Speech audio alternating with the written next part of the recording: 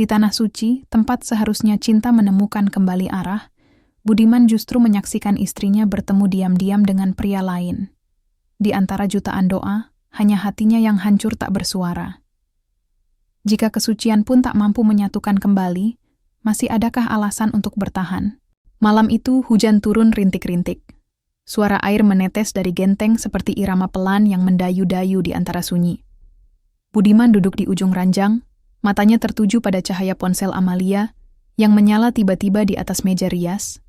Amalia sedang mandi. Hanya suara gemericik air dari kamar mandi yang terdengar, sementara detak jantung Budiman tiba-tiba berdetak lebih cepat. Ia menatap ponsel itu.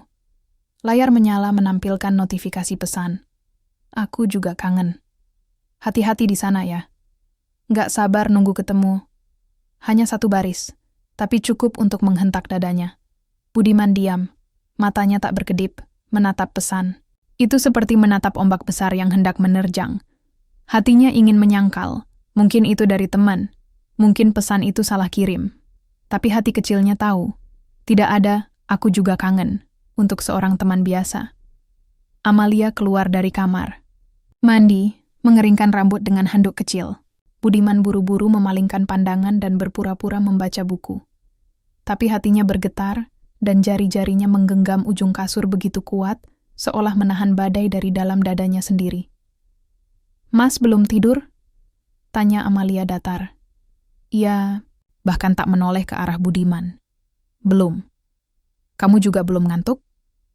Suara Budiman berusaha terdengar normal, tapi ada getar halus di ujung kalimatnya.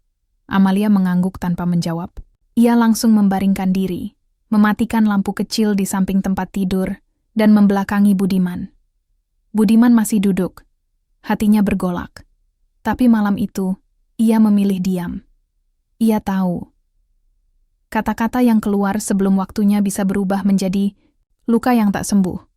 Pagi harinya, udara Jakarta masih lembab karena sisa hujan semalam. Budiman menyeduh kopi dan duduk di meja makan.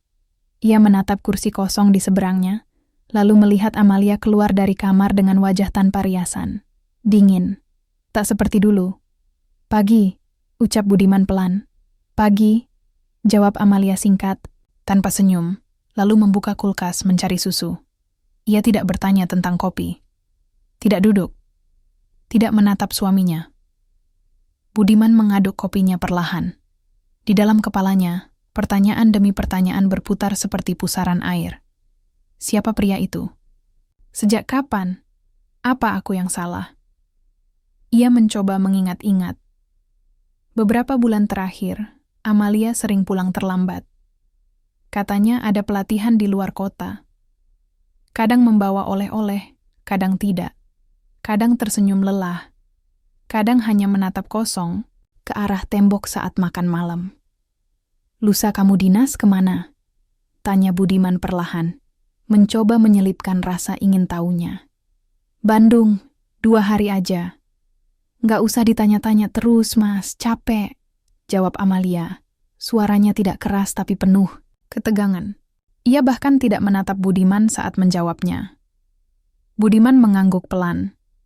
Di balik rasa sakitnya, ia mencoba memaklumi. Ia belum mau percaya penuh pada dugaannya sendiri. Tidak sebelum ia mendengar langsung dari mulut Amalia. Tapi malam berikutnya, saat Amalia tertidur, Budiman tak kuasa menahan rasa ingin tahunya. Ia membuka kembali ponsel Amalia. Sidik jarinya pernah digunakan saat Amalia kesulitan membuka layar, dan entah mengapa masih tersimpan. Pesan-pesan itu membuat tubuh Budiman terasa dingin seperti sedang diguyur air dari gunung. Ada pria bernama K yang mengirim pesan nyaris setiap malam. Kata-kata rindu, kalimat-kalimat mesra, bahkan ada rencana untuk bertemu di Mekah. Aku udah siapin semuanya. Kita akan bisa punya waktu di sana, lebih tenang. Dia nggak akan tahu. Air mata Budiman jatuh tanpa suara. Ia menatap wajah Amalia yang tertidur di sampingnya. Begitu tenang, seolah tak membawa luka bagi siapapun. Budiman menutup ponsel itu, memejamkan mata, dan malam itu ia berdoa dalam diam. Ya Allah, kalau ini ujian, kuatkan aku. Kalau ini petunjuk, bimbing aku. Jangan biarkan aku hancur sebelum aku paham. Hari-hari berikutnya, Budiman seperti bayangan dari dirinya sendiri. Ia bekerja seperti biasa, senyum seperti biasa, tapi di dalamnya ada badai yang belum reda. Ia menahan diri untuk tidak meledak. Ia ingin tahu, apakah Amalia masih mencintainya, atau semua ini hanya tubuh tanpa jiwa yang tinggal di rumah yang sama. Saat Amalia pulang malam itu, Budiman memberanikan diri berbicara.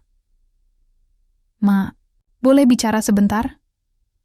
Amalia menoleh singkat, lalu duduk di kursi ruang tamu. "Ada apa?" tanyanya singkat. Budiman menarik napas dalam-dalam.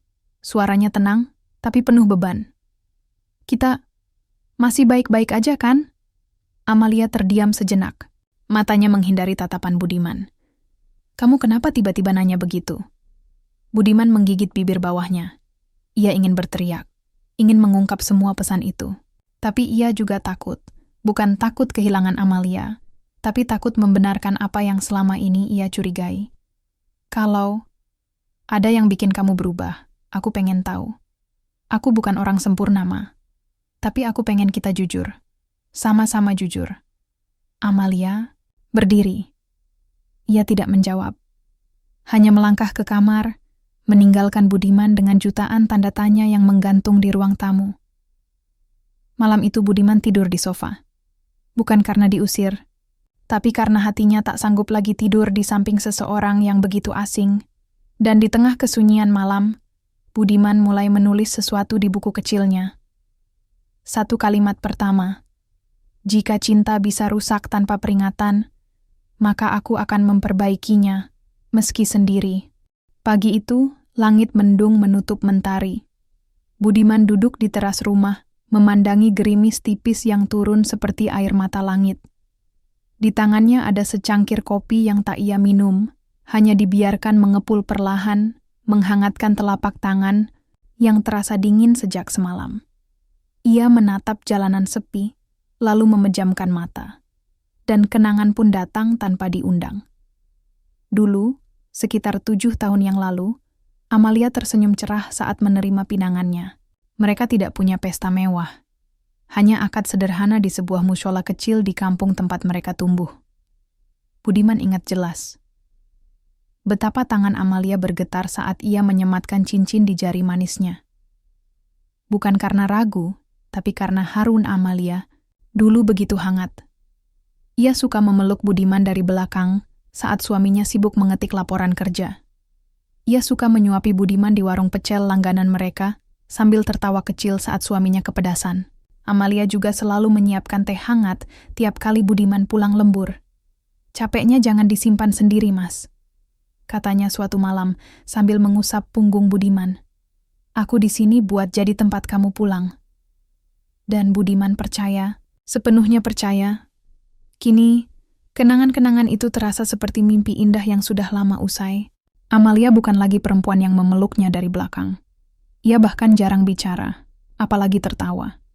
Sejak beberapa bulan terakhir, semua terasa seperti tinggal kulit. Rumah itu masih berdiri. Mereka masih tinggal di bawah atap yang sama. Tapi, hatinya entah di mana. Budiman mencoba menyibukkan diri. Ia menyapu halaman, membersihkan kamar, bahkan memasak makan siang walau seadanya. Tapi keheningan tetap menggantung di udara. Seolah rumah itu telah kehilangan nadinya. Saat membereskan rak buku, Budiman menemukan sebuah album foto usang. Ia meniup debunya, membuka perlahan, dan di sana, senyum Amalia masih utuh. Tertangkap dalam bingkai-bingkai kecil penuh cahaya. Foto mereka berdua saat bersepeda keliling kota, saat hujan turun dan mereka basah kuyup sambil tertawa. Ada foto saat Amalia memeluk leher Budiman di depan warung es dawet. Ada juga potret mereka di pantai, dengan ombak menggulung di belakang, dan Amalia tersenyum sambil mengedipkan mata ke arah kamera. Budiman duduk bersila di lantai. Ia memandangi satu persatu foto itu, dan dadanya sesak. Ia merasa seperti pria, tua yang membuka lembaran hidup orang lain, bukan dirinya sendiri. Karena wanita dalam foto itu bukan lagi wanita yang sekarang ada di rumah ini. "Kemana senyummu, Ma?" bisiknya. Air mata menggenang, tapi tak jatuh. Budiman sudah terlalu lelah untuk menangis. Ia hanya menatap diam, menatap kenangan yang sudah kehilangan nadinya. Malam hari, Budiman berdiri di depan cermin kamar mandi. Wajahnya terlihat lebih tua dari biasanya. Mata sayunya memantulkan kelelahan yang tak hanya fisik, tapi juga batin. Ia mengelap wajah dengan handuk, lalu duduk di pinggir tempat tidur. Amalia baru pulang, lagi-lagi larut malam. Masuk rumah tanpa salam, tanpa pelukan, tanpa senyum. "Mas, belum tidur?" tanya Amalia cepat, sambil meletakkan tas kerjanya di kursi. "Baru aja mau tidur." "Hari ini, aku lembur," kata Amalia lagi, tanpa menoleh. Budiman tidak menjawab. Ia tahu, setiap kali ia mengungkapkan keraguan, Amalia justru semakin menjauh. Jadi ia memilih diam, menelan semua sendiri. Tapi malam itu, sebelum tidur, ia membuka lembaran kecil yang ia tulis sebelumnya. Satu kalimat baru ditambahkan. "Kalau cinta hanya tinggal di foto, lalu bagaimana caraku menyentuhmu sekarang?"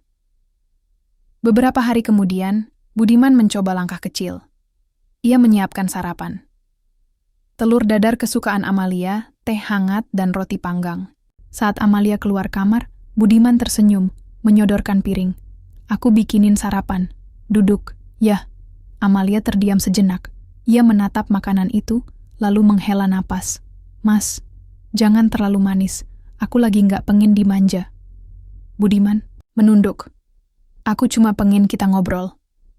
Nggak usah bahas apa-apa. Cuman makan bareng. Seperti dulu." Amalia menarik kursi, duduk tanpa bicara. Ia makan perlahan, sesekali menunduk dalam diam. Budiman mencoba memulai percakapan ringan, tentang pekerjaan, tentang tetangga, bahkan tentang tukang bakso langganan mereka yang katanya mau pindah. Tapi Amalia tak merespons, hanya senyum tipis yang lebih mirip basa-basi daripada ketulusan. Dan saat selesai makan, Amalia langsung berdiri. "Makasih. Tapi kita nggak bisa kayak dulu lagi, Mas. Jangan paksa semuanya terlihat baik." Lalu ia berjalan masuk kamar, meninggalkan Budiman dengan tangannya yang masih menggenggam sendok. Kata-kata itu seperti hantaman palu ke dinding rapuh hatinya. Budiman tidak mengejar. Ia hanya menatap piring kosong di depannya, lalu berbisik, pelan, "Aku tidak memaksakan, Ma. Aku hanya berusaha, karena kamu masih rumah bagiku." Sudah seminggu sejak Budiman dan Amalia duduk satu meja tanpa benar-benar berbicara. Rumah mereka terasa seperti museum kenangan, penuh benda-benda masa lalu, tapi hampa dari kehidupan. Pagi itu, Budiman memberanikan diri mengetuk pintu kamar. "Amalia." Mereka memang masih tidur di kamar yang sama, tapi sejak sebulan terakhir, ranjang itu terasa luas sekali. Jarak tubuh mereka seperti jurang yang tak bisa diseberangi oleh sekadar kata-kata. "Ma, boleh bicara?" tanya Budiman dari balik pintu. Tak ada jawaban.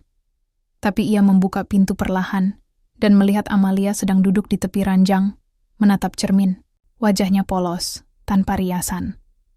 Mata sembab, entah karena lelah atau karena sesuatu yang lain. "Ada apa?" Amalia bertanya singkat, suaranya serak. Budiman duduk di kursi dekat meja rias. Ia membawa sebuah brosur kecil, brosur yang ia simpan diam-diam selama 2 minggu terakhir. "Aku kepikiran sesuatu. Nggak tahu kamu mau denger atau enggak, tapi aku mohon dengerin dulu." Amalia menatap Budiman, kali ini matanya lurus, tapi ekspresinya tetap datar. "Aku pengen kita umrah bareng," ucap Budiman pelan. Amalia mengerutkan kening. "Umrah?" "Iya, ke Mekah, ke Tanah Suci, bareng-bareng. Aku tahu hubungan kita sedang retak, dan aku nggak mau pura-pura semuanya baik-baik saja. Tapi aku juga nggak pengen kita selesai tanpa mencoba memperbaikinya." Suara Budiman sedikit bergetar, namun ia tahan agar tidak terlihat rapuh. "Jadi kamu pikir, dengan umrah semuanya bisa selesai?" tanya Amalia pelan, setengah sinis. "Bukan selesai, tapi mulai lagi, dari awal, di tempat yang suci. Mungkin di sana, kita bisa bicara dari hati ke hati, tanpa gangguan, tanpa luka yang terus kita torehkan. Amalia terdiam. Tangannya menggenggam ujung baju tidur. Ia tak menjawab, tapi juga tak menolak. Kita bisa berangkat 2 minggu lagi. Aku udah cicil biayanya, dan agen travelnya tinggal minta paspor kita. Kata-kata itu membuat mata Amalia sedikit melebar. Kamu udah siapin semua? Ya, karena aku yakin ini mungkin kesempatan terakhir kita. Beberapa hari berikutnya Amalia tampak berubah. Tidak lebih hangat, tapi juga tidak sejauh dulu. Ia mulai bertanya tentang rencana keberangkatan, tentang koper, pakaian, buku doa. Dan meski nadanya tetap datar, Budiman bisa merasakan ada ruang kecil yang terbuka. Mereka ke kantor imigrasi bersama, mengurus dokumen. Mereka duduk berdua di halte, menunggu bus, seperti dulu saat baru menikah. Tapi kini, percakapan mereka terbatas.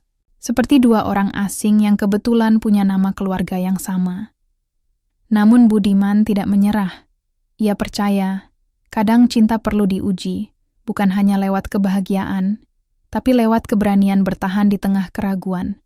Mas, suara Amalia memecah keheningan di perjalanan pulang. Budiman menoleh. Iya? Kamu beneran yakin kita masih bisa jadi kita lagi? Budiman menatap mata Amalia. Dalam tatapan itu, ada keletihan, ada luka, tapi juga ada secercah harapan kecil, walau samar. Kalau aku masih di sini, itu berarti aku belum nyerah. Amalia menunduk. Tangannya menggenggam tali tasnya begitu erat. Lalu ia hanya mengangguk kecil. Tapi Budiman tahu, itu lebih dari cukup untuk saat ini. 3 hari menjelang keberangkatan, rumah itu mulai kembali bernyawa. Budiman menyiapkan paspor, visa, dan uang saku. Ia mencetak jadwal perjalanan, memeriksa ulang dokumen, dan membelikan Amalia mukena baru yang dibungkus rapi dalam tas kain putih. Saat memberikannya, ia berkata lirih, "Buat kamu. Semoga kita bisa saling mendoakan, meski belum bisa saling memaafkan." Amalia membuka bungkusan itu, menatap mukena putih dengan bordiran halus di bagian dada, lalu berkata pelan, "Terima kasih, Mas." Hanya 2 kata. Tapi untuk Budiman, itu seperti matahari kecil di tengah mendung hatinya. Hari keberangkatan pun tiba. Bandara Soekarno-Hatta dipenuhi jamaah dari berbagai daerah. Budiman menggenggam paspor dan tiket. Sesekali menatap Amalia yang berjalan di sampingnya, dengan gamis panjang warna abu-abu dan kerudung krem. Sesekali tangan mereka bersentuhan, tapi tak ada genggaman. Hanya kehadiran diam yang mengiringi langkah. Di ruang tunggu, Budiman membuka lembaran catatannya yang sudah lusuh. Ia menulis 1 kalimat baru sebelum naik pesawat. "Aku berangkat bukan untuk melihat Ka'bah saja, tapi untuk menemukan hatimu, jika masih tersisa untukku." Dan pesawat pun lepas landas.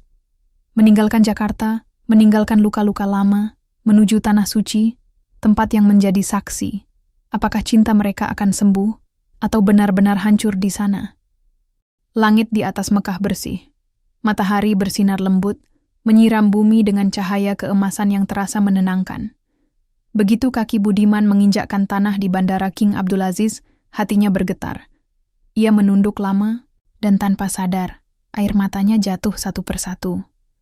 "Allahu Akbar," bisiknya lirih. Amalia berdiri di sampingnya. Diam. Ia memang terlihat lelah, tapi tatapannya sulit dibaca. Tidak terlalu gembira, tidak pula terlalu murung. Budiman hanya bisa menduga dalam hatinya ada gejolak yang tak kalah rumit. Rombongan mereka dipandu menuju bus yang akan membawa ke hotel. Sepanjang perjalanan, Budiman memandangi jendela, melihat hamparan pasir, bangunan megah, dan lautan manusia dari berbagai bangsa yang sama-sama menuju satu tujuan. Baitullah. Hatinya penuh syukur, sekaligus harap. Ia tahu, ini bukan hanya perjalanan ibadah, tapi perjalanan menjemput kembali cinta yang hampir tak tersisa. Sesampainya di hotel, Budiman membantu Amalia menurunkan koper. Mereka menempati 1 kamar berdua. Sebuah kamar sederhana, dengan 2 tempat tidur terpisah dan jendela kecil yang menghadap ke arah jalan. Amalia duduk di tepi ranjang.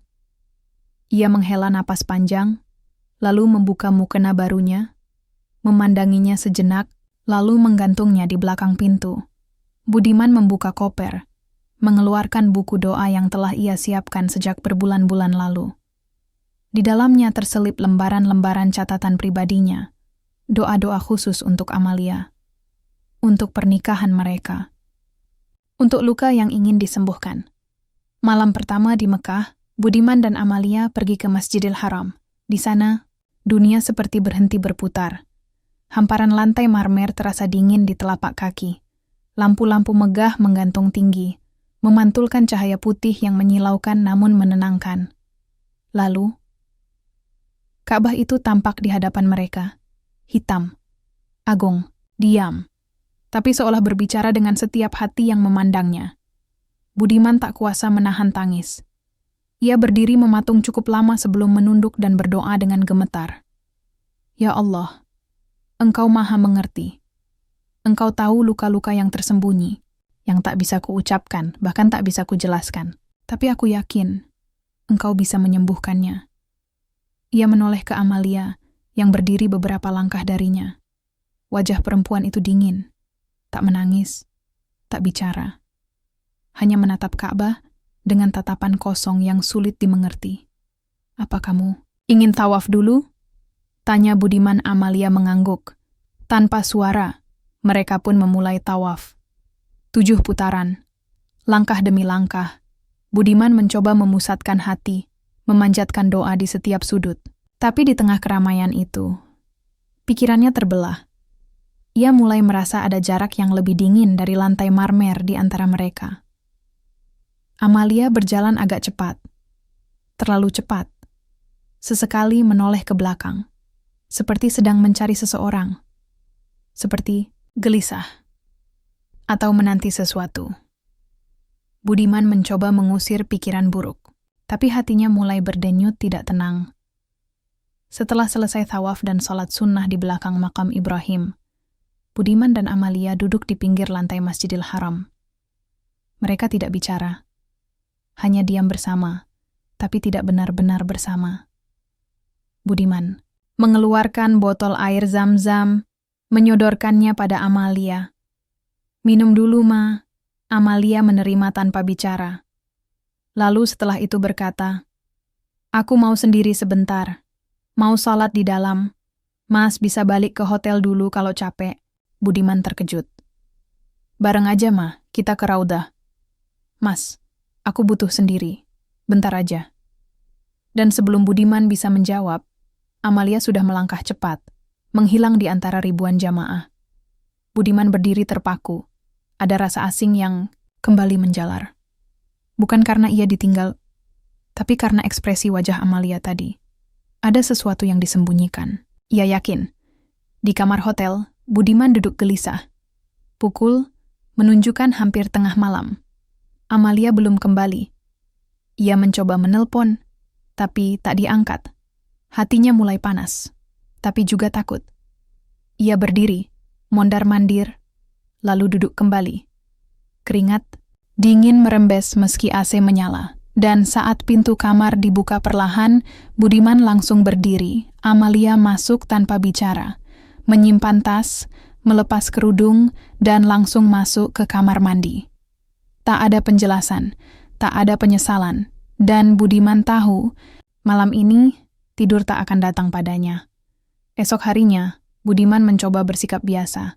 Ia tetap mengajak Amalia sarapan, berbicara lembut, dan menyusun jadwal ziarah bersama rombongan. Tapi Amalia mulai sering membuat alasan untuk berpisah. Aku ikut rombongan perempuan aja ya, Mas, biar lebih nyaman. Aku pengen lebih lama di Raudah. Gak enak kalau Mas nungguin. Mas pulang duluan aja.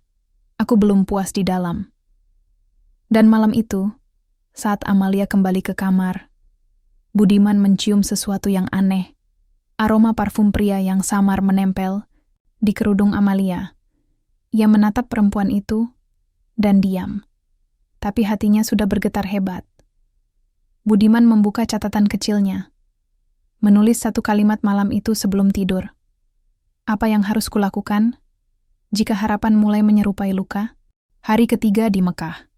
Matahari bersinar lembut, menyusup melalui jendela kecil kamar hotel. Budiman terbangun lebih awal dari biasanya.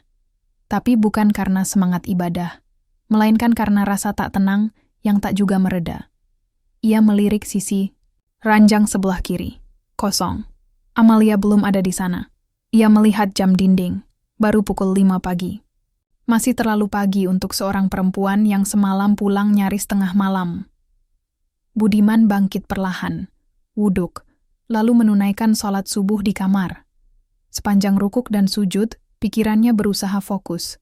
Tapi jujur saja, doanya kali ini penuh dengan ketakutan. Ya Allah, kalau aku berburuk sangka ampunilah. Tapi kalau memang ada sesuatu yang harus aku tahu, tunjukkanlah padaku. Usai salat, ia mengambil tas kecilnya dan menuju lobi hotel. Ia berpikir untuk menyusul ke Masjidil Haram, sekadar mencari udara segar, dan siapa tahu bertemu Amalia di sana. Namun baru saja ia keluar lift, pandangannya terpaku pada sosok perempuan berbaju hitam dengan kerudung merah marun yang baru saja turun dari mobil sewaan. Langkahnya pelan, kepalanya sedikit tertunduk. Dan jantung Budiman serasa berhenti berdetak. Itu Amalia. Tapi bukan itu yang membuatnya nyaris kehilangan napas. Melainkan fakta bahwa dari arah yang berlawanan, turun pula seorang laki-laki tinggi berkacamata, mengenakan gamis putih dan ransel kecil di punggungnya. Wajahnya agak tertutup syal. Tapi saat ia dan Amalia saling menoleh, sekilas, hanya sepersekian detik, Budiman menangkap pandangan yang tak asing. Pandangan orang yang saling mengenal lebih dari sekadar. Kebetulan Amalia berjalan cepat ke arah lift. Pria itu tetap berdiri sejenak di lobi, lalu keluar dari pintu utama hotel, melangkah menjauh. Budiman bersembunyi di balik pilar dekat restoran. Tangannya gemetar. Tenggorokannya tercekat. Ia tak tahu harus marah, menangis, atau tertawa miris.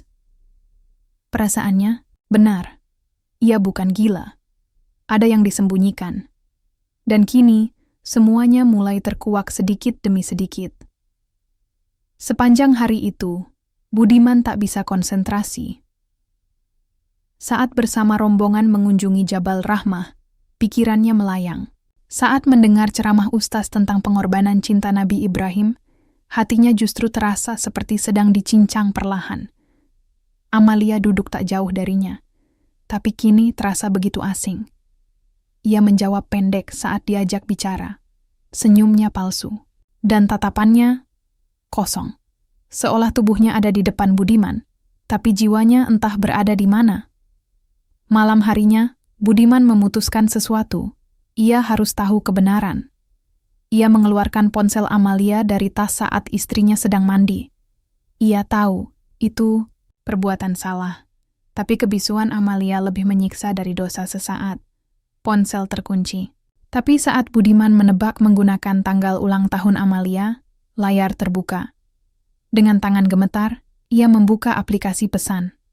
Dan di sana, ada nama kontak yang disimpan dengan huruf Arab. Saudara Zain. Budiman membuka percakapan itu. Kalimat demi kalimat terpampang. Singkat, tapi penuh arti. Besok pagi jangan turun bareng. Aku duluan. Kita bisa ketemu di pintu 3 jam 10. Mas jangan ikut. Aku juga rindu. Budiman berhenti membaca. Matanya panas, kepalanya berdenyut. Ia tak tahu bagaimana tubuhnya masih bisa duduk tegak saat jiwanya seperti digempur badai. Amalia keluar dari kamar mandi. Mas, kok bengong? Tanyanya sambil mengeringkan rambut. Budiman cepat-cepat mengunci ponsel dan meletakkannya kembali di tempat semula. Enggak, cuman lagi mikir. Amalia mengangguk, tak curiga. Dan saat perempuan itu tertidur, Budiman menangis dalam diam, di balik selimut.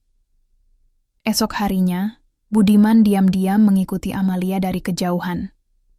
Saat sang istri berpamitan untuk thawaf sunnah, Budiman menunggu 5 menit, lalu menyusul dengan langkah pelan. Di tengah keramaian Masjidil Haram, Ia nyaris kehilangan arah, tapi nalurinya membawa ia ke arah gerbang luar yang lebih sepi. Di sana, ia melihat Amalia berdiri di dekat tiang, gelisah, melihat jam, lalu menoleh ke kanan dan kiri. Dan benar saja, tak lama kemudian, pria yang sama, yang ia lihat malam sebelumnya, muncul dari arah yang berlawanan. Mereka tidak bersentuhan, tidak bicara, tapi berjalan beriringan. Masuk ke lorong sempit di sisi area hotel, jalan menuju kafe kecil, yang biasa sepi. Budiman tidak mengikuti lebih jauh, ia berdiri mematung, tubuhnya kaku, matanya nyalang, dadanya sesak. Sebuah pengkhianatan terjadi di tanah suci, dan tidak ada hal yang lebih menyakitkan daripada kehilangan seseorang yang kau pertahankan habis-habisan, di tempat yang paling kau harapkan jadi awal pengampunan. Malam itu, Budiman menuliskan satu kalimat terakhir di buku catatannya. Mekah jadi saksi. Aku mencintaimu, tapi kamu memilih luka. Suasana di Mekah tak pernah sunyi. Tapi di hati Budiman, hari itu, segalanya sunyi senyap. Ia berjalan sendirian, mengikuti langkah Amalia dari kejauhan, dengan dada bergetar dan pikiran penuh kabut. Sinar matahari tak lagi terasa hangat. Udara pun terasa lebih berat, seakan-akan semesta turut menyembunyikan rahasia yang akan segera terungkap. Amalia keluar dari hotel lebih pagi hari itu. Ia mengenakan jubah hitam yang elegan dan kerudung merah marun yang disematkan rapi di bahunya. Wajahnya terlihat lebih segar. Senyumnya muncul sebentar saat menyapa salah satu petugas hotel. Tapi bukan senyum untuk suami. Bukan senyum yang sama seperti dulu, yang pernah membuat Budiman jatuh cinta berulang kali. Budiman menyusul beberapa menit setelahnya. Ia tak membawa tas, hanya dompet kecil dan buku catatan yang kini lusuh karena terlalu sering digenggam. Kakinya melangkah pelan tapi pasti. Dan di dalam hatinya, ia berkata berulang-ulang, "Kalau memang ini ujungnya, biarkan aku melihat dengan mata kepala sendiri." Amalia berjalan lurus menuju Masjidil Haram, tapi ia tidak masuk ke dalam. Ia berbelok ke arah kanan, menuju jalan sempit yang mengarah ke deretan pertokoan kecil dan satu kafe lokal yang sering sepi. Budiman mengatur jarak. Ia tak mau terlalu dekat, tapi juga tak ingin kehilangan jejak. Dan di sudut jalan itulah segalanya terjadi. Pria itu muncul, mengenakan baju koko putih dan syal abu-abu. Dari kejauhan, wajahnya kini terlihat lebih jelas, tampan, lebih muda dari Budiman. Dan saat ia tersenyum menyapa Amalia, dunia Budiman seakan runtuh dalam sekejap. Amalia membalas senyuman itu. Manis, tulus, seperti Budiman tak pernah ada. Mereka berjalan berdampingan, masuk ke dalam kafe yang tampak lengang. Budiman berdiri di balik tiang toko, mengintip dari celah jendela. Di dalam, mereka duduk berhadapan, tidak bersentuhan, tidak memeluk. Tapi kedekatan itu tak bisa disangkal. Budiman melihat Amalia tersenyum, bukan senyum basa-basi, tapi senyum yang ia kenal sebagai senyum paling jujur dari seorang perempuan yang sedang mencintai. Lutut Budiman lemas. Ia mundur beberapa langkah. Ia tak menangis, bahkan tak mampu. Matanya kering tapi hatinya seolah hancur berkeping-keping. Ia terduduk di trotoar, tak peduli pada debu atau pandangan orang yang lalu lalang. Dalam diam, ia bergumam lirih. "Kenapa, Ma? Di sini, di tempat yang seharusnya jadi rumah bagi luka-luka kita?" Ia menunduk. Tangannya mencengkeram buku catatan. Di saku, ia buka perlahan. Di sana tertulis puluhan doa, harapan. Dan satu kalimat terakhir yang tertulis semalam. Mekah jadi saksi. Aku mencintaimu, tapi kamu memilih luka. Ia menutup buku itu. Berdiri perlahan. Dan tanpa ragu, melangkah, masuk ke kafe. Amalia kaget. Pria itu pun menegang. Budiman berdiri di depan mereka tak berkata apa-apa. Hanya menatap. Dalam. Lurus ke mata istrinya. Amalia mencoba bersikap tenang. Tapi wajahnya pucat. "Mas," bisiknya pelan. Budiman menarik kursi di sebelah mereka. Duduk, menghela napas panjang. Kenalkan aku, Ma, katanya tenang. Siapa? Dia? Amalia menunduk. Tak menjawab. Pria di hadapannya mengalihkan pandangan, lalu bangkit berdiri. Saya permisi, katanya cepat. Tapi Budiman mengangkat tangan, menghentikannya. Jangan pergi dulu. Saya sudah sejauh ini.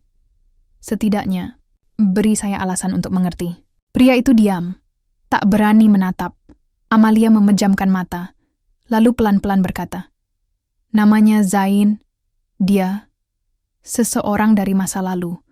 Kami dulu pernah dekat. Budiman mengangguk, perlahan. Dan sekarang, Amalia tertunduk. Air matanya mulai mengalir. Mas, aku bingung. Aku lelah. Kita sudah lama tidak bahagia. Mas berubah, aku berubah. Dan dia datang lagi. Budiman menahan napas. Kata-kata itu seperti pisau. Jadi, kamu rencanakan semua ini? Amalia menutup wajahnya dengan tangan. Menangis. Tak sanggup menjawab. Budiman menoleh ke pria itu. Dan kamu? Kamu tahu dia sudah menikah? Zain mengangguk. Pelan. Tapi dia bilang, dia tidak dicintai lagi. Budiman tersenyum kecut, lalu tertawa kecil. Pedih, lucu ya. Aku mencintainya terlalu dalam. Sampai dia tak merasa dicintai sama sekali. Budiman berdiri. Melihat keluar jendela. Masjidil Haram berdiri megah di kejauhan. Tak ada yang berubah dari kota suci ini. Tapi dunia Budiman tak lagi sama. Ia menatap Amalia sekali lagi. Aku kesini bukan hanya untuk menunaikan ibadah, Ma, tapi untuk memperbaiki rumah kita, untuk menyelamatkan pernikahan kita. Amalia menatap Budiman. Air matanya tak berhenti mengalir. Budiman melangkah keluar dari kafe, tak menoleh lagi, dan di hatinya hanya ada satu bisikan. Terkadang, pengampunan tak selalu berarti kembali. Kadang, itu berarti melepaskan. Budiman berjalan menyusuri jalanan kota Mekah dengan langkah lambat dan berat. Angin gurun menyapu wajahnya, tapi tak mampu mengeringkan perih yang mengendap di dadanya. Ia tak tahu arah pasti yang hendak dituju, tapi kakinya seolah digerakkan oleh luka, oleh kecewa yang tak bisa lagi dikemas rapi dalam diam. Di kejauhan, azan zuhur menggema dari pengeras suara Masjidil Haram. Suara itu mengguncang hati Budiman. Ia berdiri mematung. Matanya menerawang ke langit. Ya Allah, Kau jawab doaku. Tapi kenapa rasanya seperti ditikam? Ia melangkah masuk ke masjid. Tak bersama rombongan. Tak ditemani Amalia. Untuk pertama kalinya sejak tiba, Budiman merasa benar-benar sendiri. Ia berwudu, lalu mengambil tempat di saf paling ujung. Sujudnya hari itu lebih lama. Tangisnya tumpah. Bukan dalam isak, tapi dalam getar napas yang tertahan.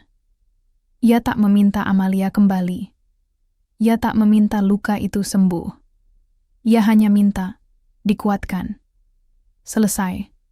Salat, Budiman berjalan ke arah Ka'bah. Orang-orang berdesakan. Tapi ia seperti tak tersentuh. Hatinya masih kosong. Tapi langkahnya mantap. Ia menempelkan telapak tangannya ke Hajar Aswad, meski tak bisa menyentuh langsung karena desakan. Ia berdoa dalam hati, aku datang dengan cinta, dan kau beri kebenaran. Aku datang dengan harap, dan kau beri kenyataan. Maka tuntun aku ya Rob. Menuju ikhlas. Air matanya menetes. Tapi ia biarkan. 2 hari setelah kejadian itu, Amalia belum bicara. Mereka masih sekamar. Tapi dingin. Seperti 2 orang asing, yang kebetulan tidur di tempat yang sama. Amalia tak berani menatap mata Budiman, dan Budiman tak tahu harus memulai dari mana. Sore itu, mereka dijadwalkan untuk ke Jabal Nur bersama rombongan. Budiman tak ikut. Ia duduk di balkon hotel, memandangi matahari yang perlahan turun di balik bukit batu. Amalia menghampirinya sebelum berangkat. Mas, boleh aku bicara? Budiman tidak menoleh, tapi mengangguk pelan. Amalia duduk di sampingnya. Tangannya gemetar. Aku minta maaf. Untuk semua yang Mas lihat. Untuk semua yang aku sembunyikan. Suara Amalia lirih, nyaris tenggelam oleh suara kendaraan yang lewat di bawah. Budiman tetap diam, Amalia melanjutkan. Aku nggak nyangka, Mas masih mencintaiku sebanyak itu. Dan aku malu. Karena aku justru pergi ke pelukan orang lain. Ia menangis. Tapi tangisan itu tak lagi menghancurkan Budiman. Karena kini ia mulai paham. Air mata tak selalu berarti penyesalan. Kadang, hanya perasaan bersalah yang terlambat. Budiman menoleh perlahan. Aku mencintaimu, Ma. Tapi aku juga mencintai diriku sendiri. Dan, aku rasa, ini saatnya kita bicara. Jujur, Amalia menatapnya. Matanya basah, tapi juga penuh rasa takut. Mas, kita masih bisa pulih, kan? Budiman tersenyum tipis. Bukan soal bisa atau tidak, tapi soal mau atau tidak. Kamu mau jujur? Mau setia? Mau berjuang? Bahkan saat cinta terasa hampa? Karena aku sudah lama begitu. Amalia terdiam, dan dalam diam itu, Budiman tahu jawabannya. Malam itu, Budiman kembali ke Masjidil Haram. Ia duduk lama di bawah kubah, melihat langit, menatap bintang yang nyaris tak terlihat karena cahaya masjid yang terang. Tapi ia tahu, bintang itu tetap ada, seperti cinta. Kadang tak terlihat, tapi tak pernah benar-benar hilang. Tapi, tidak semua cinta harus diperjuangkan sampai mati.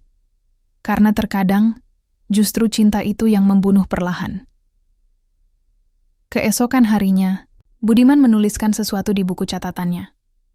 Ia merobek halaman itu dan meletakkannya di atas koper Amalia sebelum berangkat pulang.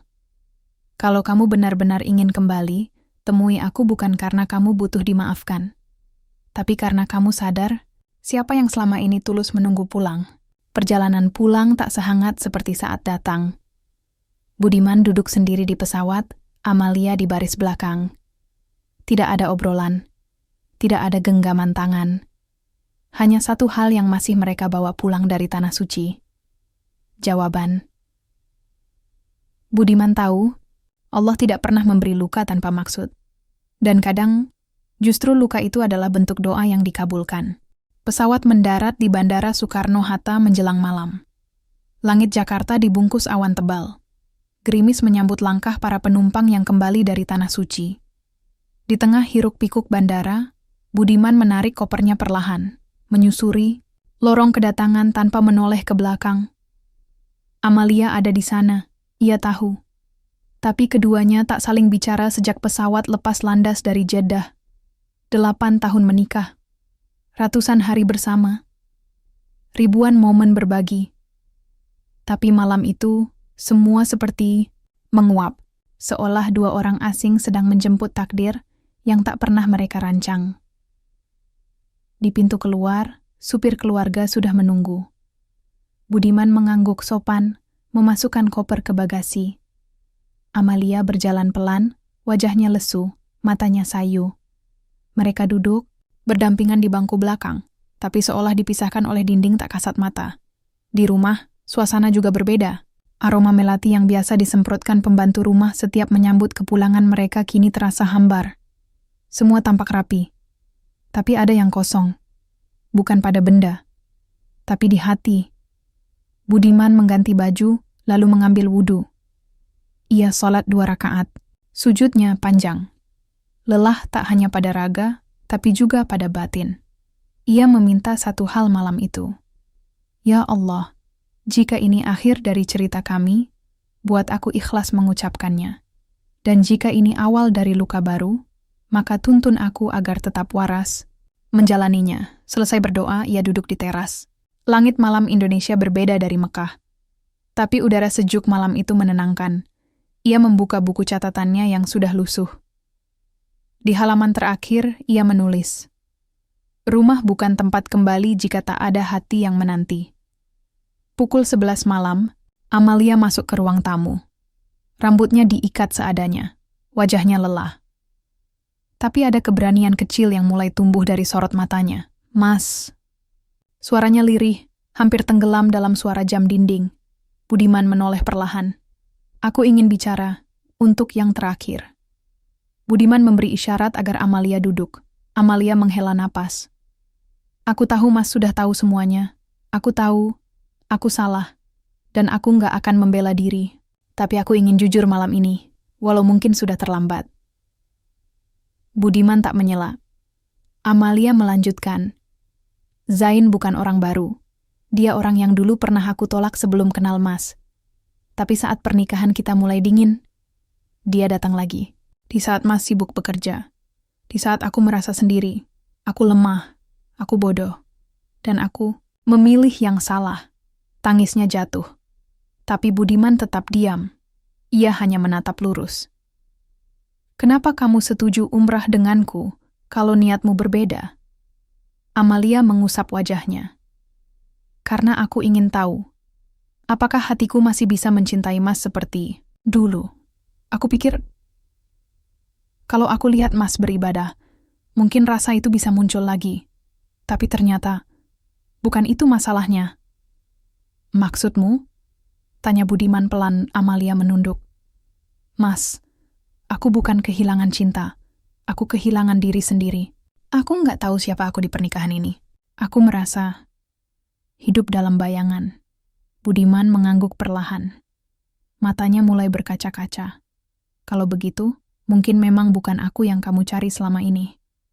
Amalia menggigit bibir. Tapi, aku nggak mau pisah. Budiman menatapnya. Dalam. Amalia, cinta itu bukan soal tak mau pisah, tapi soal berani jujur. Bahkan kalau jujurnya menyakitkan, dan aku sudah jujur sejak awal, tapi kamu menyimpannya terlalu lama. Amalia tak mampu bicara. Isaknya menguat. Beberapa hari berlalu. Rumah mereka tetap sunyi. Tak ada pertengkaran. Tapi tak ada tawa juga. Hanya dua manusia yang saling menyimpan luka. Sampai suatu malam, Budiman mengetuk pintu kamar Amalia. Ia membawa satu amplop kecil. Ini, Amalia membuka dan membaca isinya. Matanya membelalak. Kaget. Surat cerai? Budiman menatapnya, suara lirih. Bukan karena aku nggak cinta, tapi karena aku ingin kamu belajar mencintai dirimu dulu, sebelum mencintai orang lain. Dan aku juga ingin belajar melepaskan. Air mata Amalia tumpah. Tapi Mas, aku masih mau mencoba. Budiman menggeleng. Kadang, mencoba lagi justru menyiksa. Kita sudah saling menyakiti terlalu dalam. Dan aku nggak mau mengutuki hidup kita dengan pura-pura bahagia. Ia bangkit, menuju pintu. Kalau suatu hari kamu menemukan siapa dirimu, dan aku juga sudah sembuh, mungkin takdir mempertemukan kita lagi. Tapi untuk saat ini, ia menatap Amalia dalam-dalam, lalu menghela napas panjang. Lebih baik kita pulang ke hati masing-masing dulu. Malam itu, Budiman tidur di sofa. Tapi untuk pertama kalinya, ia tidur pulas. Luka itu masih ada, tapi tidak lagi menjerat. Karena kini ia tahu, pulang bukan soal tempat, tapi soal kejujuran. Dan kejujuran itu kadang hadir, justru ketika seseorang memilih pergi. 3 bulan berlalu sejak Budiman menyerahkan surat cerai itu ke tangan Amalia. Tak ada kabar, tak ada telepon, tak ada pesan. Rumah yang dulu dipenuhi aroma masakan Amalia, kini hanya berisi suara kipas angin dan gemeretak jam dinding. Tapi Budiman sudah terbiasa. Setiap pagi ia bangun lebih awal, membuat kopi sendiri, menyapu halaman, dan menatap langit pagi sambil bertanya dalam hati, apa ini sepi? Atau damai? Di ruang kerja kecilnya, Budiman mulai menulis. Bukan laporan pekerjaan, tapi catatan harian. Ia beri judul, Jalan Baru Bernama Ikhlas. Ikhlas itu bukan melupakan, tapi menerima bahwa ada hal-hal yang memang tidak bisa diperjuangkan, terus-menerus. Budiman tidak menyalahkan Amalia lagi, tidak juga membenci Zain. Ia tidak ingin hatinya menjadi penjara bagi dendam. Maka ia isi hari-harinya dengan hal yang tak pernah sempat ia lakukan saat masih terjebak dalam kesibukan, bertemu dengan sahabat lama, mengajar anak-anak di musala, membaca buku hingga larut malam, hal-hal kecil yang membuatnya merasa hidup kembali. Suatu siang, ia diajak Ustaz Halim, imam musala tempat ia biasa salat, untuk mengisi ceramah ringan tentang rumah tangga di kampung sebelah. Budiman tertawa saat ditawari. "Ustaz yakin? Saya baru saja bercerai." Ustaz Halim menepuk pundaknya.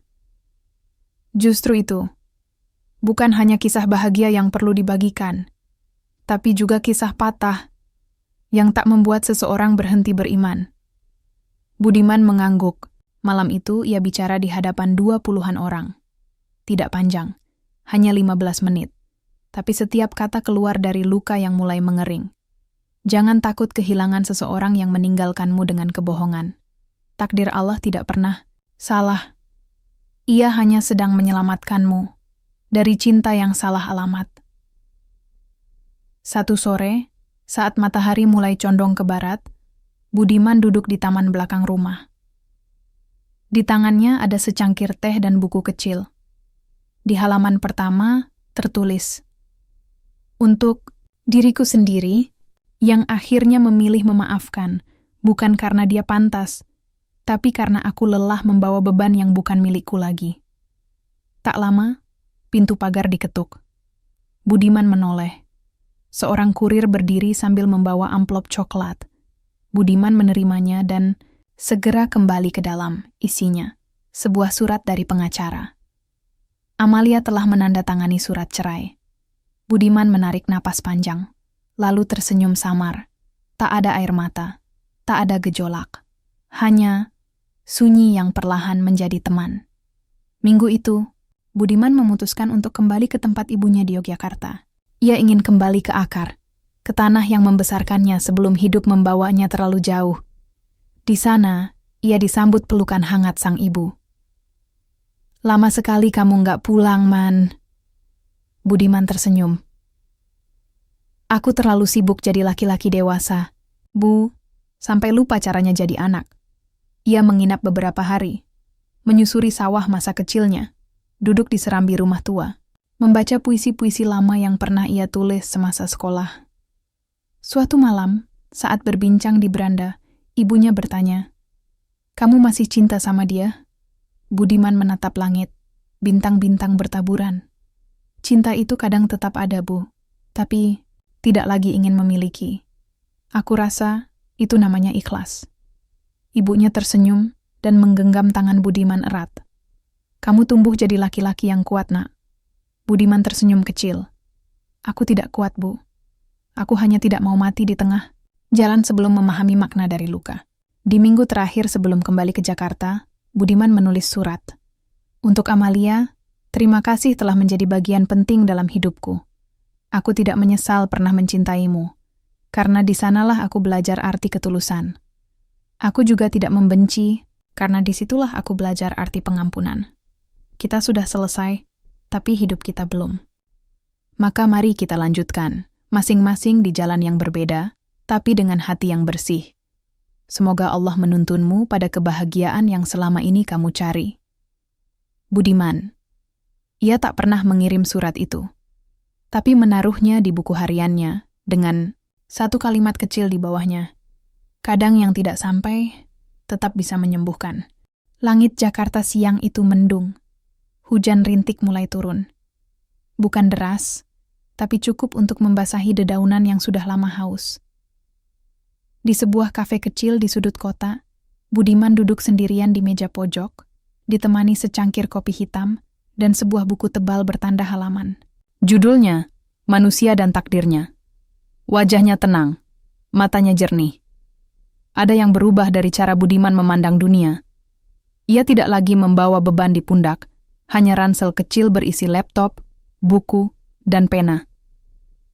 Dan sebuah hati yang kini ringan, karena telah belajar melepaskan. Sudah 6 bulan sejak surat cerai itu resmi disahkan. Amalia benar-benar pergi dari kehidupannya. Tidak ada jejak, tidak ada kabar, dan Budiman tidak mencarinya. Ia tahu, Jika seseorang ingin benar-benar kembali, ia akan menemukan jalannya sendiri. Hari-harinya kini ia isi dengan hal-hal sederhana yang membuatnya merasa hidup. Menulis, mengajar, mengisi seminar tentang pemulihan diri, bahkan sesekali menjadi narasumber di podcast-podcast kecil bertema lelaki dan luka. Banyak yang mengiriminya surat, komentar, bahkan ucapan terima kasih. Kisah Mas membuat saya kuat, karena saya juga dikhianati. Terima kasih karena menulis tentang luka, dengan kata-kata yang tidak membuat saya malu pernah menangis. Budiman membalas semuanya. Dengan hati-hati, dengan sepenuh empati. Ia tidak ingin menjadi pahlawan. Ia hanya ingin menjadi seseorang yang, meski pernah roboh, memilih bangkit dengan cara yang jujur. Satu hari, saat sedang memberi kelas menulis di sebuah komunitas literasi, Budiman bertemu seseorang. Namanya Nabila. Seorang wanita muda yang pernah kehilangan suami karena kecelakaan. Ia tidak cantik secara konvensional, tapi matanya menyimpan ketegaran yang tidak bisa dipelajari dari buku manapun. Usai kelas, mereka berbincang lama. Tentang luka, tentang kehilangan, tentang hidup yang tak selalu adil, tapi masih bisa dijalani. Kamu enggak takut membuka hati lagi? Tanya Nabila. Budiman tertawa kecil. Dulu iya, sekarang aku justru takut kalau menutupnya terlalu lama. Nabila tersenyum. Kamu sudah pulang ke dirimu ya? Budiman mengangguk. Iya. Dulu aku pikir pulang itu soal kembali ke seseorang. Tapi sekarang aku tahu, pulang yang sebenarnya adalah kembali ke diri sendiri, dalam keadaan utuh, walau pernah hancur. Minggu-minggu berikutnya, Budiman dan Nabila sering bertemu. Bukan karena jatuh cinta tiba-tiba, tapi karena mereka nyaman membicarakan hal-hal yang biasanya sulit dikatakan. Kesendirian, harapan, luka, dan keteguhan. Budiman tidak tergesa. Ia tidak ingin melompat dari satu hubungan ke hubungan lain. Tapi untuk pertama kalinya setelah sekian lama, ia merasa hatinya tidak takut lagi disapa. Di satu sore yang sejuk, Budiman menulis di buku catatannya. Hidup tidak pernah memberi jaminan bahwa kita akan selalu bahagia. Tapi hidup memberi kita pilihan. Untuk tetap berharap, walau pernah dikecewakan. Untuk tetap mencintai, walau pernah dikhianati. Untuk tetap pulang, meski pernah tersesat jauh. Ia menutup bukunya. Menatap keluar jendela. Di luar matahari terbenam perlahan. Warna jingga membias di kaca jendela, seolah semesta sedang berkata, "Kamu sudah sampai, Budiman." Dan untuk pertama kalinya, Budiman percaya ia telah menemukan pulang yang sesungguhnya.